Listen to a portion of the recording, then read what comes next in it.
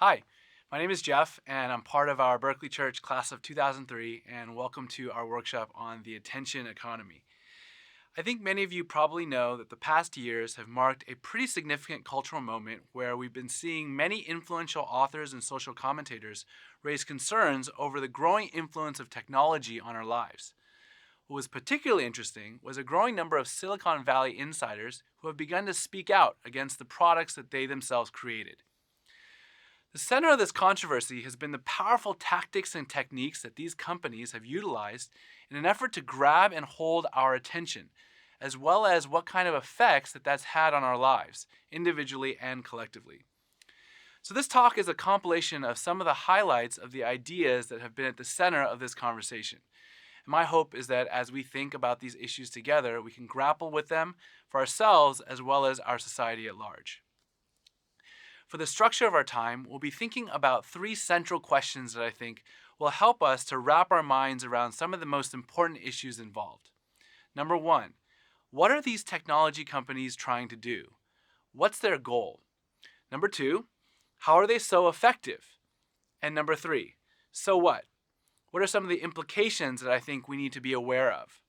So let's dive in. So what are these technology companies trying to do? Well, to understand this, I think it helps to gain a bit of understanding of how we got here. So in the past century, economists have observed that the societies of industrialized nations have largely shifted. No longer is the majority of the population involved in the production and distribution of material goods, but rather they earn their living managing or dealing with information. This shift has been traditionally labeled as a shift towards an information economy. But in a now famous article published in 1997 by theoretical physicist Michael Goldhaber, he rejected that label. By definition, he argued that economics is the study of how a society uses its scarce resources. And with the internet, our scarcity today is definitely not information. Everything is literally a Google click away. So what did Goldhaber think is the scarce resource that everyone wants in our society? What is our scarce resource today? And as he explains, nobody would put anything on the internet without the hope of obtaining some. It's called attention. And if we think about it, it makes sense because information consumes our attention, and we only have a limited number of hours in a day, making it truly a scarce resource. This is the economy in which we live, where you succeed by getting the most people to spend the most attention or time on you and your product. Facebook, as of 2016, had 1.65 billion active users. The most successful companies in this attention economy are those that are able to get people's attention and hold it. The better you are at doing this, the more advertisers will pay you and the more successful you will be. Many of you probably know that the most common metric for measuring the value of a company is a term called market capitalization. Google has the second highest market cap in the world, standing at $688 billion. Facebook is eighth, worth $437 billion, making their total market cap valuation at a staggering $1.1 trillion. Now, just to get a sense of the scale we're talking about here, the market cap of the global auto industry hovers somewhere around $700 billion. So these two companies produce close to nothing. Literally 90% of their revenue comes from advertising. Yet their worth is almost twice as much as the global auto industry. So what's my point here? My point is this. These companies are incredibly good at doing one thing: getting and holding on to our attention. So that's what these companies are trying to do: get and hold our attention. Now, how do they do this? Right? How are they able to be so effective? And there are, to be sure, a plethora of different tactics, but today I just want to highlight three. So number one of the simplest ways these companies hold our attention is by causing us to continue to consume things when we're not hungry anymore. Now, how do they do this? Well, in an experiment by Cornell professor Brian Wansink, he rigged bottomless soup bowls. I don't know how he did this, but he got trick bowls that refilled themselves while the participants were eating. The result? It's as you might expect. participants consumed on average 73% more calories. So what's the lesson here? Well, it turns out that one of our significant stopping cues, that's a technical term, which is just signals that tell us to stop doing something, when it comes to eating, has nothing to do with our hunger, but rather it's simply the fact that we got to the bottom of the bowl. And when that stopping cue is taken away, we consume more. Well, tech companies exploit the same principle by taking experiences that were once bounded and finite and made them bottomless. If you think about just a decade ago, stopping cues were everywhere. You read a newspaper, you eventually get to the end. If a show ended, you had to wait a whole week before you could watch the next one. Well, today that's not the case. Most social networks have an endless scroll. Netflix and YouTube have autoplay, where the next video automatically plays after a countdown. Now, this may seem like a minor difference, but numerous studies have shown that what happens by default is very significant. We are much more likely to not opt out than we are to consciously choose to opt in, and the data reflects that. Facebook's video play skyrocketed after the introduction of autoplay by default in December 2014. And a year after Netflix introduced autoplay in August of 2012, a market research firm found that 61% of Netflix users reported some degree of binge watching. The conclusion? Modern technology has been designed to rob us of our stopping cues, and the result is that on average we end up consuming much more than we intend.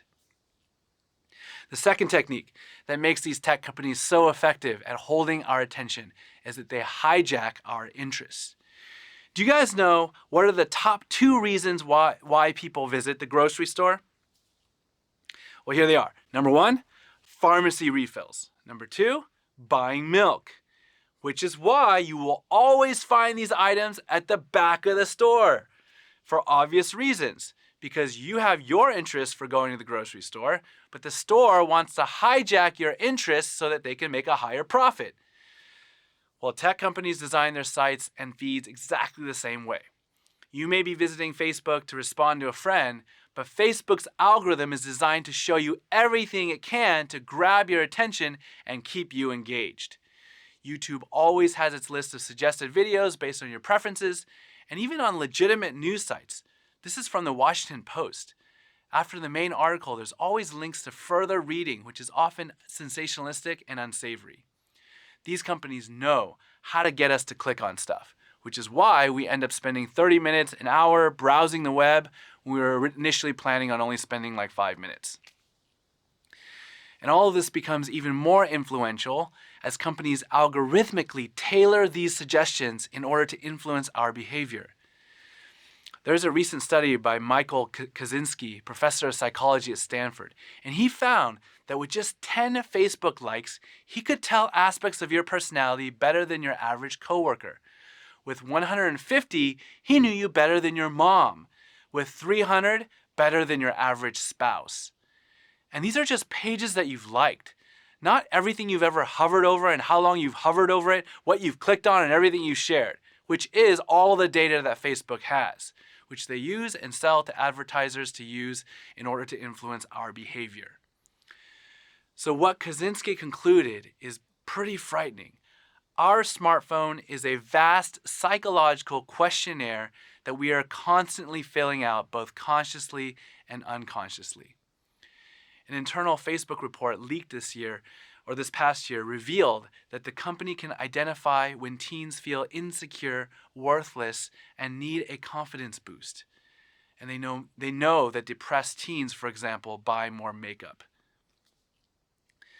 A scary implication of this is that whereas in the physical world, there are clear limitations to how much our behavior can be manipulated, there seems to be nearly no limits in the digital world.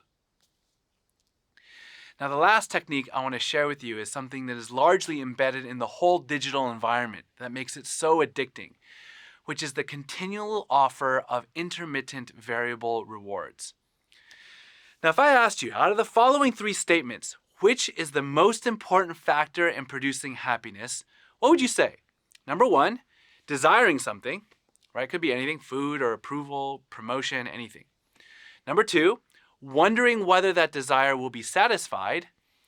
And then 3, having that desire satisfied. Which one would it be? Well, the obvious answer would be 3. But actually, repeated experiments show that while 3 is necessary, number 2 is really the more important factor. The human brain, it turns out, quickly gets bored with rewards. If you think about it, a game where you win all the time isn't very fun. And it turns out that that's somewhat true of life as well. Anticipation, it turns out, is very significant. The feeling of wondering, waiting, hoping, and then, it's very satisfying. And what B.F. Skinner, who is considered the father of operant conditioning, further showed was that anticipation paired with randomness can make behavior nearly compulsive. In his famous experiment, he gave pigeons a trigger that would provide them with feed. And what he found was that when they received feed consistently after they hit the trigger, they would only hit it when they were hungry. But when the feed was given intermittently and randomly when they hit the trigger, the pigeons continuously and compulsively kept hitting the trigger. And this is, of course, at the core of what makes gambling so addictive. It really exploits this aspect of our psychology. According to gambling experts, the most addictive form of gambling is slot machines, which really isolates this pure experience. I don't know if any of you guys have ever played the slots, but it's highly addictive. You pull that lever or push that spin button, there's anticipation, and then boom, right? The reels line up in a winning pattern, and you get visual feedback, you get auditory feedback, and just one experience of that delightful surprise is enough to get some people hooked for life. The unfortunate problem is that several billion people carry around devices that essentially mimic the addictive reward cycle of a slot machine. When we pull out our phones, we're in effect playing a slot machine of sorts to see what notifications we got, who messaged us, how many likes did I get, who posted a comment. It's all intermittent and random, which keeps us really engaged. And even when we pull down to refresh some page or our email, it's again the same reward cycle. Swipe, anticipation, and then random reward. And of course, the rewards aren't as intense as gambling, but brain studies show that it's exactly the same reward center that is being stimulated between a gambler sitting in a slot machine and someone addicted to their device. So what's the overall message here? And I think it's just this. We need to recognize that these people are very good at what they do. They have hundreds of years of psychological studies, they have incredibly talented people, and a near infinite budget, all to hijack our attention and keep it for as long as they can.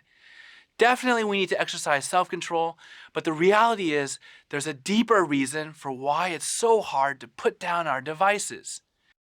Nir Ayal, a consultant for the tech industry who wrote Hooked, How to Build Habit-Forming Products, says this: the technologies we have used have turned into compulsions, if not full-fledged addictions.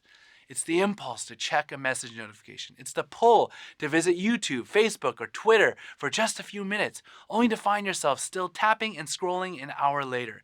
None of this is an accident, he writes. It's all just as their designers intended.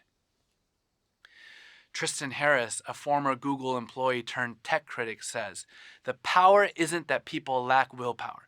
It's that there are 1,000 people on the other side of the screen whose job it is to break down the self-regulation you have. 1,000 people whose job it is to break down our self-regulation. Just think about that. It's a scary thought. One more quote. Adam Alter, a psychology professor at NYU and author of Irresistible, The Rise of Addictive Technology and the Business of Keeping Us Hooked, says, the people who create and refine tech, games, and interactive experiences are very good at what they do. They run thousands of tests with millions of users to learn which tweaks work and which ones don't, which background colors, fonts, and audio tones maximize engagement and minimize frustration. as an experience evolves, it becomes an irresistible, weaponized version of the experience it once was. Which is why these companies are so effective and so successful. Okay, so we talked about what these companies are trying to do, get and hold our attention. We looked at some of the mechanisms for how they are so effective. Lastly, I'd like to consider, so what? What are some of the implications of what these companies are doing? And I think there are a lot. And I think we could spend the rest of the day or longer talking about how this affects how we relate to one another, our society, our democracy. And I think we probably should. But I just want to leave us with two implications that I think it would be worth for us to really consider. The first is simply the amount of time that our devices are taking from us. Just 10 years ago, in 2007, the average adult in America used their phone for 18 minutes a day. Now, in 2017, the average is a staggering 2 hours and 40 minutes, or 4 years ago, the average 2 hours and 40 minutes. Just to get a sense of how crazy that is, that's 1/4 of our waking lives. More time than any other daily activity except sleeping. I want to show you another chart. This chart here shows the average 24-hour workday in the US across 3 points in history: 2007, 10 years ago, 2015, and then 2017. Most of it hasn't changed that much. We sleep roughly 7.5 to 8 hours a day. Some people say that's declined slightly, but it hasn't changed much. We work for 8.5 to 9 hours a day. And then we engage in survival activities like eating, bathing, looking after kids, for about 3 hours a day. That leaves this white space. That's our personal time. Now, this space is incredibly important to us, right? This is the space that makes us individuals, where we do the things that we care about most, where we have close relationships and do the things that are most meaningful in our lives. When we're at the end of our lives, the moments we'll look back to are moments that occur in that white personal space. This is sacred space. Now, what I'm going to do is show you how much of that space is taken up by screens. In 2007, it was this much. That was the year Apple introduced the first iPhone. In 2015, 8 years later, it's this much. In 2017, it's this much. I think today it would be even less. That's how much time we spend in front of our screens. That yellow area, that thin sliver, that's where the magic happens. That's where our humanity lives. And right now, it's living in a very small box. I'll just give you a few seconds just to soak in these facts.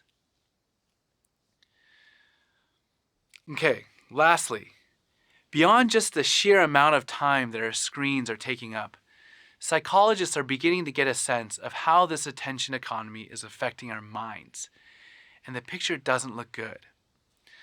I want to ask us to consider, what do you think is the result of spending such an extended amount of time in an artificially engineered environment where your attention is sought after so aggressively?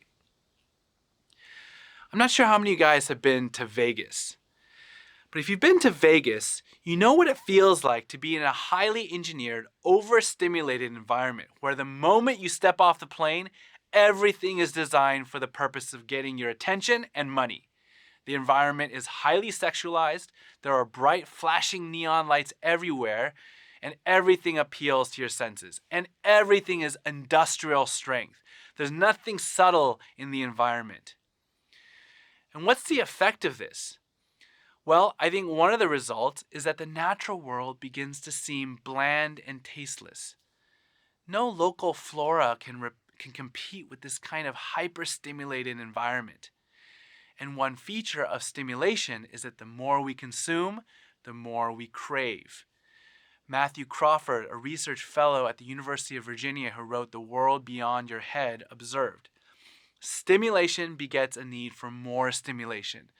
Without it, one feels antsy, unsettled, hungry almost." As we consume more and more artificial reality, real life, real connections, and real joy have a harder and harder time getting a grip on us. We find our very humanity being robbed from us. And I think the truly frightening reality is that we are really at the inception of this attention economy. Facebook and Instagram are only about a decade old, and technology is progressing at a breakneck speed. Virtual reality is still in its infancy, but it's already capable of providing breathtakingly rich and immersive digital environments. I'll give you a moment to take this in.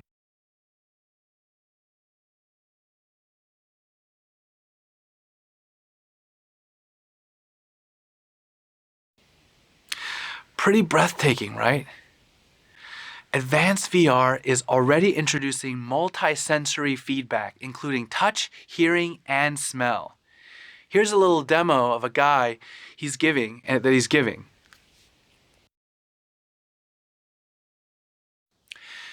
If our smartphones and tablets are already drawing us away from real-world interactions, how are we going to fare in the face of VR devices?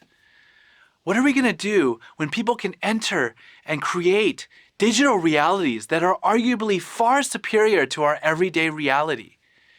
And just like the internet, we know all too well that with our twisted human nature, as breathtaking as these can be, they also promise a lot of darkness. Jeremy Bailenson, professor of communications at Stanford's VR Interaction Labs, admits, "Am I terrified of the world where anyone can create really horrible experiences?